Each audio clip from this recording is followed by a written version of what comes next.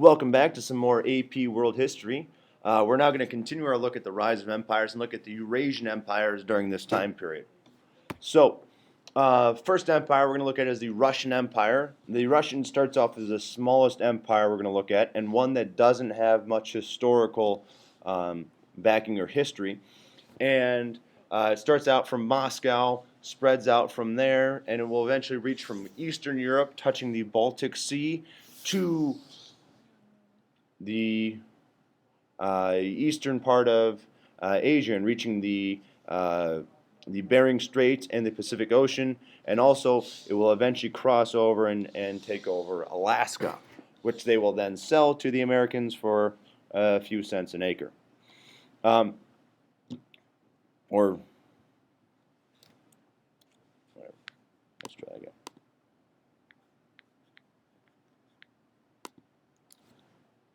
Welcome back to AP World History. We're now going to take a look at the Eurasian empires during this time period.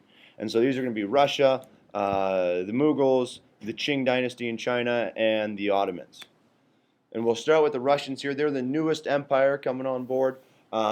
They will expand from Moscow, and they will eventually reach Eastern Europe and go all the way to the Pacific Ocean in the Far East.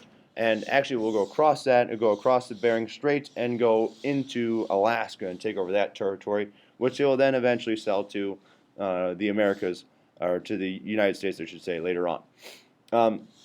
So this conquest takes a long time. I mean, it's a huge territory that they're coming with, which is why Russia is the largest country today. And what they do is they slowly conquer their way through Siberia. Now, Siberia isn't really much. If you look at the picture over here to the top right, that is what Siberia looks like. It is kind of a wintry landscape. There aren't a lot of resources. Yeah, there's wood that you can cut down. There are some mineral resources, but for the most part, there isn't much. And instead, it's a lot of animals with really thick furs, and those are really popular at this time. And so that's how they're getting their money through this. And what they do is they conquer the small groups that aren't united in any way to really fight the Russian army. And so they conquer them, and they make money off of the furs that they trap. The people that are conquered are expected to pay tribute, but at the same time, Russian settlers go out there to gain furs as well and make as much money as possible. And so this really hurts the wildlife population there, especially the ones that they want the furs for. And so they lose that. So the natives there lose that hunting ground and get put into kind of poorer conditions. These people are also forced to convert to Christianity. They're not allowed to follow their animistic religions anymore, or if they were Muslim or whatever other religion that they followed, they're not allowed to follow that anymore, and they had to convert to Christianity. Now, as this process goes along, Russia is most of the time, and even today, is looked at as backwards compared to Western Europe, with the way they act and the way they do things and their technology and everything else. And so under two great leaders, Peter the First and Catherine the First, who get the titles the Greats, they westernize it. They revamp the military, bring in new strategies, they industrialize or try to industrialize the country more, and or the empire more, and they really do a great job in bringing Russia into a major powerhouse, and they're really part of the expansion of Russia. But after these two things kind of fall off again, and we'll see when we get to World War One with them. That's a long ways away from where we're at now and where we're going to be. But when we get to World War One, we're going to see they're again behind. Back in the times, not as industrialized as the West, and they're going to take some major hits in that war, and then also in World War II. And so this is what the Russian Empire looks like. You can see it expanding. It comes out from Moscow and then gets into Eastern Europe here and all the way eventually to Alaska, which again they will then sell. But it's a huge territory, and because they is taking this territory fell along with their creation of their state, Russia hasn't been broken up since then. Now, some parts are, when we talk about the Soviet Union and areas they controlled there, they give that stuff up. But for the most part, these people are all united in that they are all part of Russia, and it's part of that culture. At the eastern southern edge of the Russian Empire, we have the Qing Dynasty in China. And the Qing Dynasty is made up the Manchurians, who go and conquer the Ming Dynasty in 1644, and then they will rule China and be the last dynasty ruling until 1912. The Manchus tried to act as Chinese as possible. They built up a strong bureaucracy, just as the Ming and other former dynasties had done. They followed Confucianism and put it into practice, and they expanded the borders just like the Ming had done. And they conquered Tibet, Mongolia, and Zhuangjiang, which is in the far eastern, northeastern corner of China. And this set up the modern day borders of China today. But one thing that was different with these conquests compared to the other ones is when we talk about Chinese conquests in history, they forced people to assimilate to Chinese culture. In this case, they didn't. They created a court of colonial affairs that ran things, but did not force assimilation by those people. So that's why Tibet has its own kind of culture, why the Mongolian region of China has its own culture, and Zhuangjiang has its own, which has led to some problems today when the Communist Party went and retook the territories back in the 1940s and 50s. And so here's a map of it, and you can see the expansion and the whole territories that China has at the time.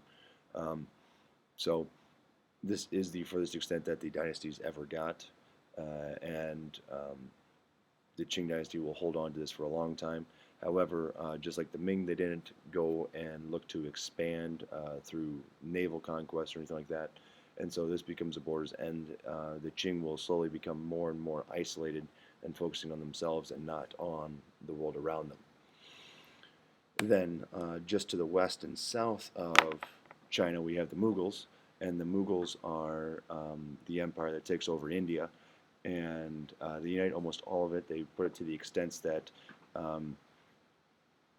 that Ashoka had done, and their greatest empire or emperor was Akbar the Great, and he's great because he was able to practice or allowed people to practice their own religions, didn't try to force people to convert to Islam, which would have been a very difficult thing because 20% of the population is Muslim. So the Muslims are significantly outnumbered in trying to do the jizya and not building Hindu temples and engaging the Hindus would have left 80% of the populace out of it and would have caused a lot of problems.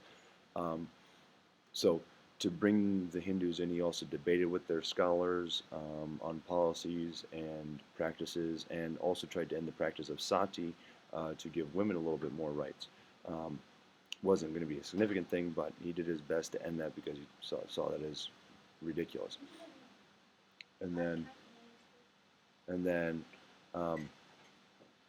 his son Jahangir continues that policy, and this policy would continue up until we get to the Emperor Aurangzeb, who reverses the policy and says, you know what, we can't tolerate them anymore.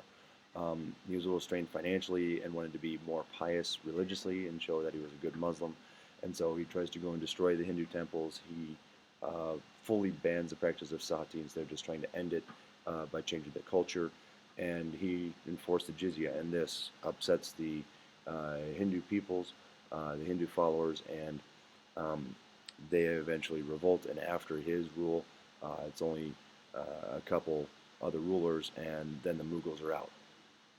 And we'll see the British take over after that.